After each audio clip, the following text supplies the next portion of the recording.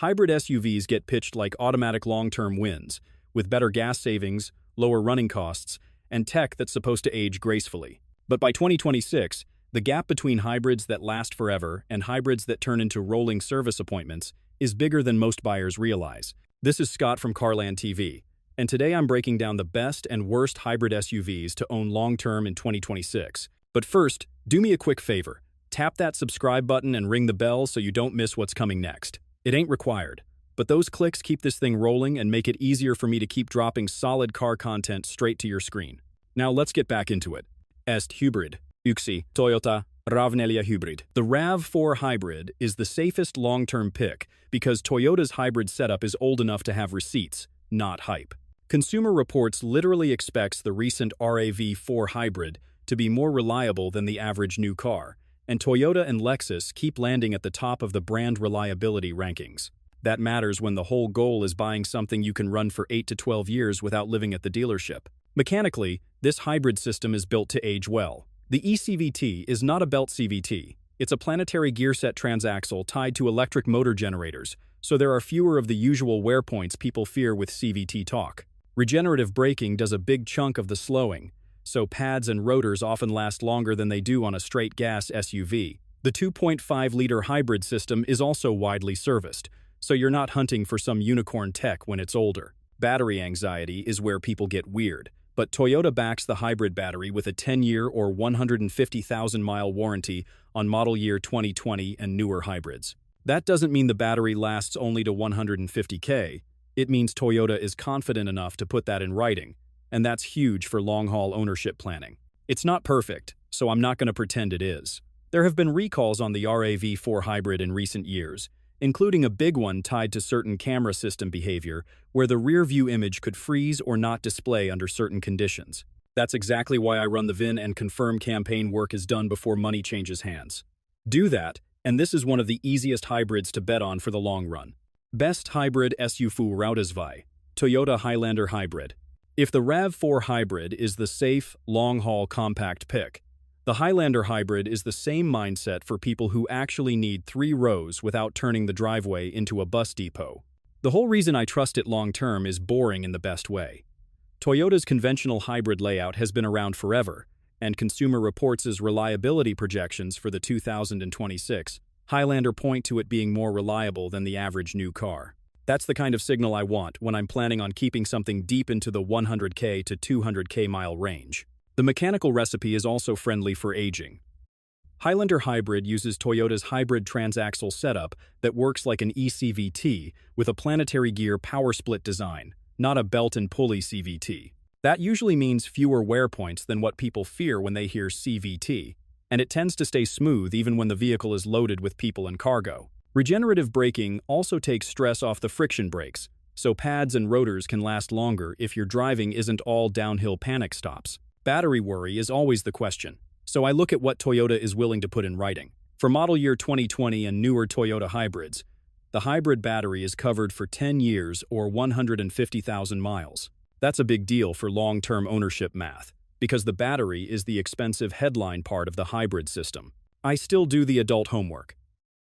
Highlander and Highlander Hybrid have had recalls in recent years, including campaigns involving third-row seatbelt hardware and other safety items on certain builds. So before I'd buy one, I run the VIN, verify recall work is closed out, and then the Highlander Hybrid becomes a very low-stress way to do family miles for a long time. Best hybrid SUV #3, Honda CR-V Hybrid. The CR-V Hybrid is the one I point to when somebody wants a hybrid SUV that feels modern but still has a realistic shot at going the distance. Consumer Reports expects the 2026 CR-V Hybrid to be more reliable than the average new car, and that lines up with what Honda's been doing lately. Fewer weird experiments, more refinement on a system they've already had out in the wild for a while. Under the hood, this thing runs Honda's 2-liter Atkinson cycle 4-cylinder paired with a 2-motor hybrid setup that puts out about 204 horsepower. The way Honda blends engine and electric drive is the key here. In normal driving, the electric motors are doing a lot of the work, and the engine can kick in to generate power or drive the wheels, depending on speed and load. That usually means smooth torque delivery, less gear hunting, and fewer driveline shock moments when you're rolling around town or climbing a grade with passengers.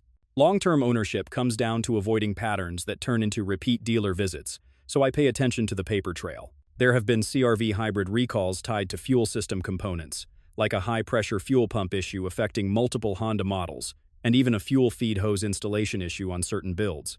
NHTSA has also looked into a loss of power complaint pattern on some 2020 to 2022 CR-V hybrids. That does not automatically make the CR-V hybrid a bad pick, but it does make VIN checks and recall completion non-negotiable. Once those basics are verified, the CR-V hybrid becomes a solid long-haul play, and it sets a clean benchmark for the more upscale option that uses a similar reliability mindset. Best Hybrid SUV Routavir, Lexus NX Hybrid, 350 Stunde. Lexus NX 350 hours is basically the grown-up version of the Toyota hybrid playbook, and that's why it belongs on a Drive Forever list. Consumer Reports expects the 2026 NX Hybrid to be more reliable than the average new car, which is exactly the kind of signal I want when I'm planning to keep something past warranty and rack up real mileage. Under the skin, the setup is simple in the right ways. NX 350 hours pairs a 2.5-liter four-cylinder with Toyota-style hybrid hardware and an eCVT-style power-split transaxle, and it makes around 240 horsepower combined. That CVT label scares people, but this is not a belt CVT setup. It's a planetary gearset hybrid transaxle that's been in service forever, which usually means fewer wear points and fewer surprises as the years stack up. Battery fear is the other big one, so I look at warranty terms, not vibes. Lexus covers the hybrid battery in 2020 and newer hybrids for 10 years or 150,000 miles, and that's a huge confidence marker for long-term ownership. If a battery is going to be the expensive headline item, having that coverage in writing matters. No cap.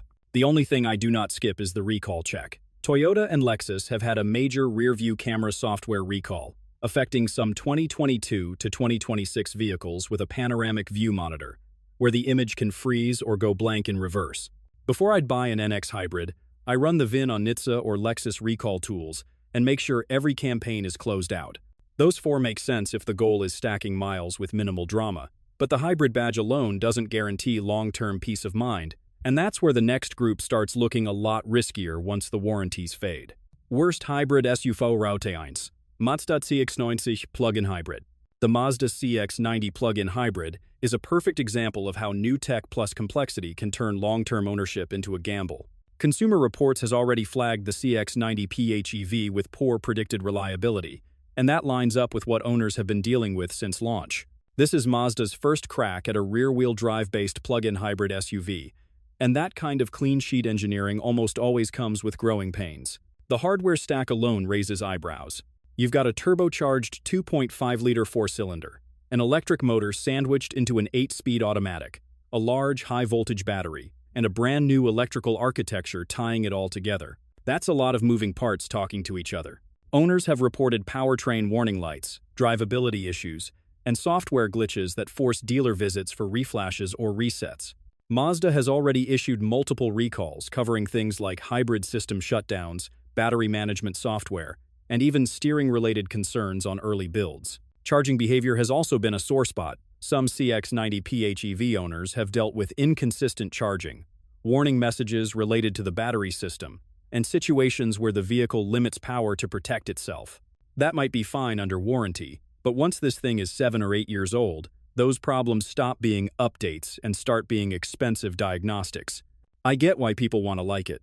It drives well, it looks sharp, and the idea of electric range plus a gas backup sounds smart.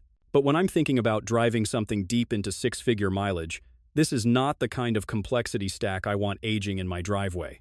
Worst hybrid SUV. #2. Jeep Wrangler 4xe plug-in hybrid. For me, the Wrangler 4xe is the definition of cool idea, risky long-term. The plug-in setup is fun when it's working, because you get that electric shove around town, and you can crawl off-road with instant torque. But if I'm talking about owning something deep into the 100K to 200K mile zone, this one has too much real-world baggage to ignore.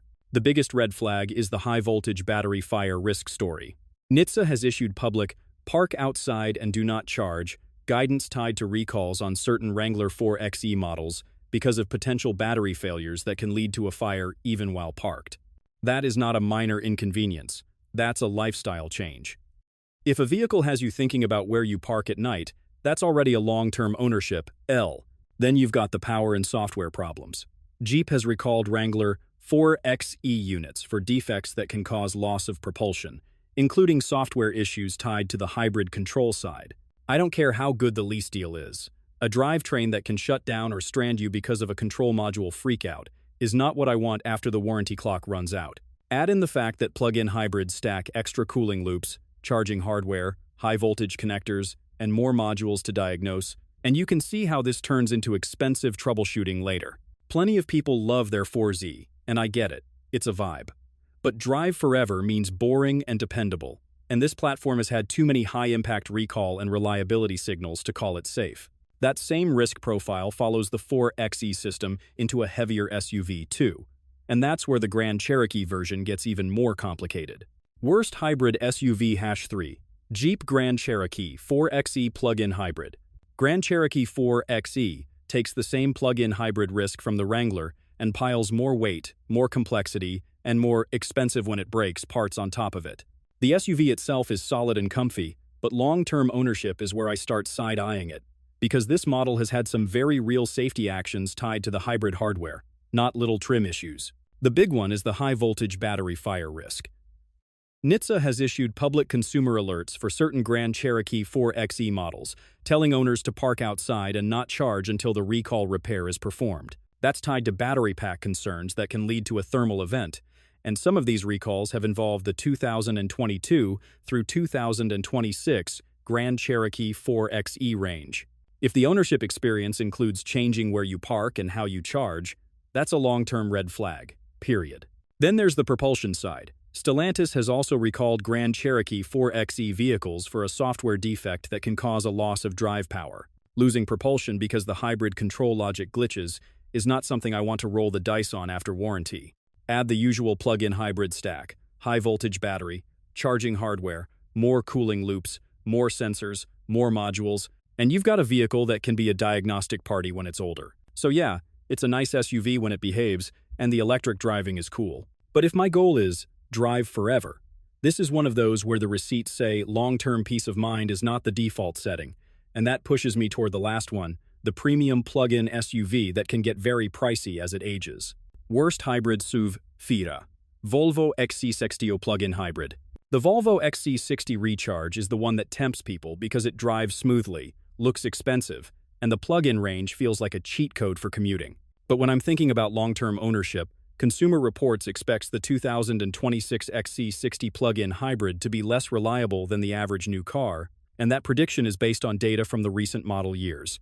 That's already a warning sign for anyone trying to keep a vehicle past warranty. The bigger issue is the kind of problems it has been tied to. Volvo had a serious safety recall on select 2022 to 2026 XC60 plug-in hybrids for a software defect that can lead to loss of braking ability in a very specific scenario involving sustained regenerative braking. NHTSA pushed owners to complete the OTA recall and even advised changing drive mode behavior until the fix is applied. When a vehicle's braking performance can be impacted by a software condition, that's not annoying.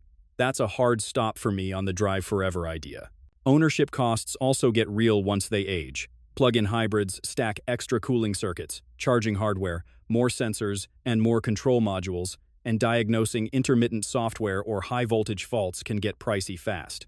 Volvo's high-voltage battery warranty is generally 8 years or 100,000 miles, which is fine, but out of warranty hits earlier than most people expect when you plan to keep something for a decade. So yeah, the XC60 Recharge feels premium day one, no cap. But the reliability outlook plus high-impact recall history makes it a risky bet if the plan is to run it forever instead of leasing it and handing the keys back.